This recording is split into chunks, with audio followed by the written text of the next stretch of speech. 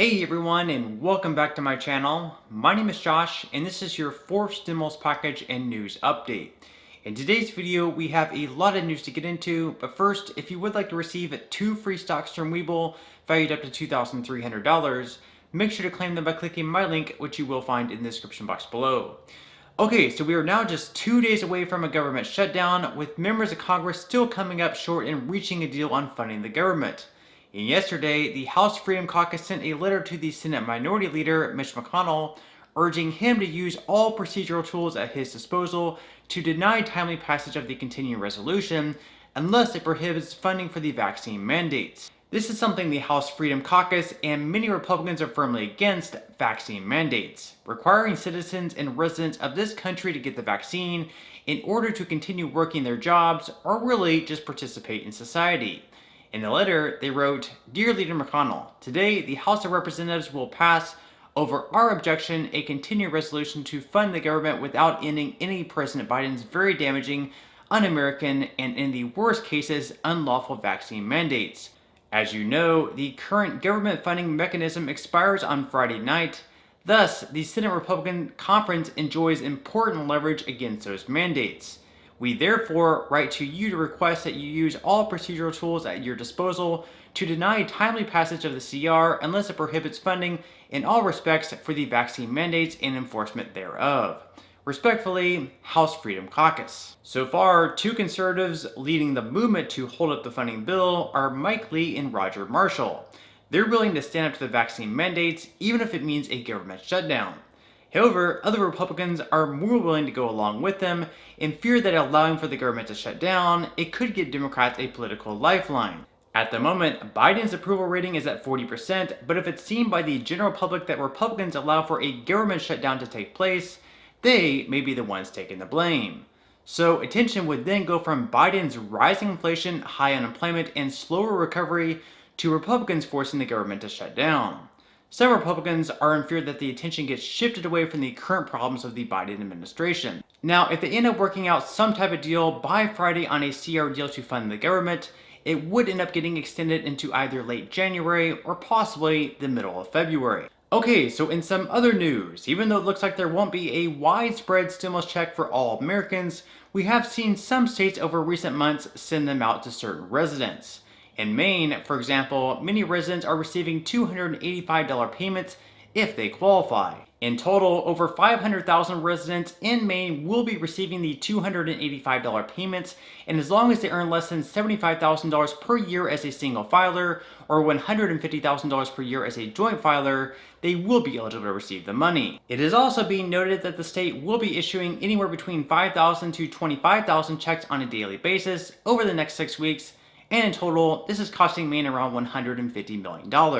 Okay, so another piece of legislation Congress also hoped to pass this week, but so far is falling short, is the National Defense Authorization Bill. Last night, they tried to get unanimous consent to begin considering the package, which then would have been followed up by a vote on more than 20 amendments, but many Republicans objected in doing so. Marco Rubio, a senator in Florida, objected also, saying he wants an amendment focused on Muslim forced labor camps. Back in January, Rubio also reintroduced a bill on that as well, where he said, as the Chinese Communist Party is committing egregious human rights abuses against Uyghurs and other Muslim minorities, including genocide and crimes against humanity, there is no excuse to turn a blind eye. We must instead do everything in our power to stop them.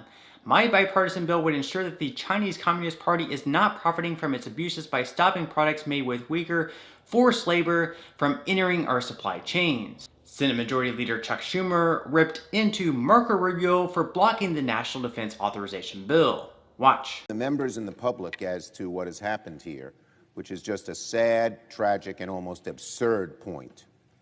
Now, last week, we, in the majority, offered to have an open process, and we agreed to 18 amendments, more amendments than has been done on the Defense Act under 4 years of Leader McConnell's leadership. They objected. 7 members objected. So when we came back this week, we worked all week to try and come to an agreement. And now we were up to 25 amendments, and the leader, Mr. Inhofe, and Senator Reid, who's done a great job, came to an agreement to go forward, which we thought we might do. But one senator, the senator from Florida, stood in the way of us moving forward. The Senate rules, some may call them absurd by now, allow any one senator to block us from moving forward. And the senator from Florida insisted on his amendment. The irony, the sort of absurdity and the sadness of this is if his amendment were on the bill, it would automatically kill the bill because it would be what's called blue-slipped in the House, which means any bill that produces revenues must start from the House, and the House will kill a bill that has an amendment that contains it. So Senator Rubio prevented these 30 amendments from being voted on, the Senate from moving forward on the Armed Services bill, because he insisted that we add his amendment, which was a killer amendment which would kill the bill altogether. Can you get more absurd than this? It makes no sense. No sense whatsoever.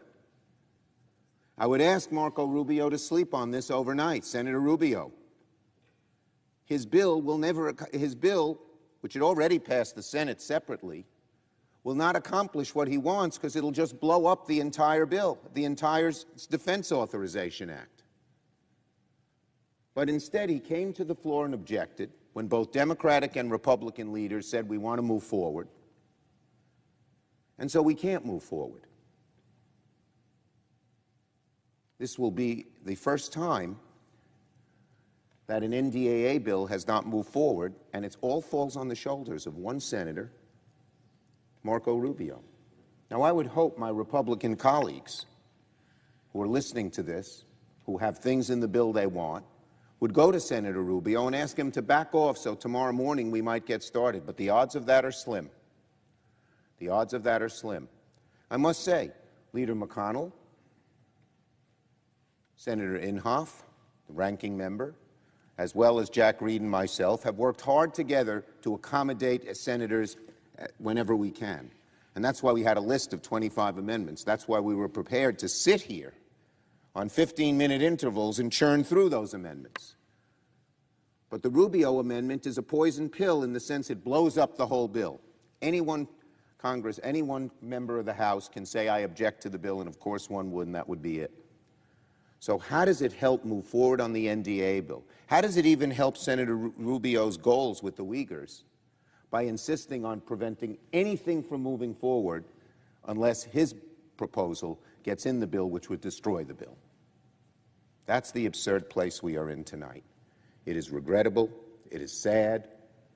It undoes the work of so many senators on both sides of the aisle. Schumer says that even if Rubio's amendment ended up in the bill, it would automatically kill the bill. This is because it would be blue-slipped in the House, which means that any revenue-producing bill must be started in the House, and the House would kill any bill that produces revenue if it doesn't first start in their chamber. Hope that makes sense. So Schumer calls this sad, tragic, and almost absurd on Rubio's behalf since they're unable to move forward. He calls this a poison pill. And finally, as far as the Build Back Better Act goes, they still haven't made all that much progress. This week, they have been having some informal meetings with the Senate parliamentarian, but due to the fact that they're still working on government funding and passing the NDAA, not much else has been accomplished. One provision in the bill being heavily debated on among Democrats, the state and local tax deduction, is also currently being attacked by Republicans. Back in 2017, under former President Donald Trump, Republicans created a cap of $10,000 for the state and local tax deduction.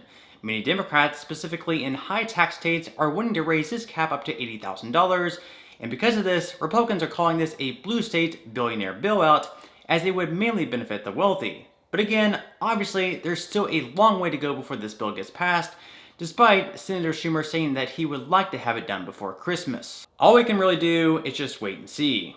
But on that note, I'm going to go ahead and wrap up this video. Again, if you would like to receive a couple free stocks from Webull, make sure to quickly claim them by clicking my link in the description box below.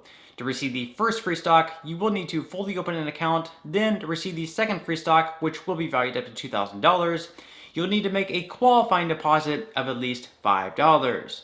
And even if you aren't all that interested in investing or continuing to invest at this point in time, you can always sell the free stocks you receive and transfer that money, however much the stocks are worth, right back to your bank account. So free stocks or free money is completely up to you. So once again, I hope everyone has a great and safe rest of their day. And if you did enjoy the content in today's video, I would greatly appreciate if you would go ahead and quickly hit that like button and give me a big thumbs up. That just lets me know that you did enjoy the content in today's video. And until next time, as always, I'll see you in the next video.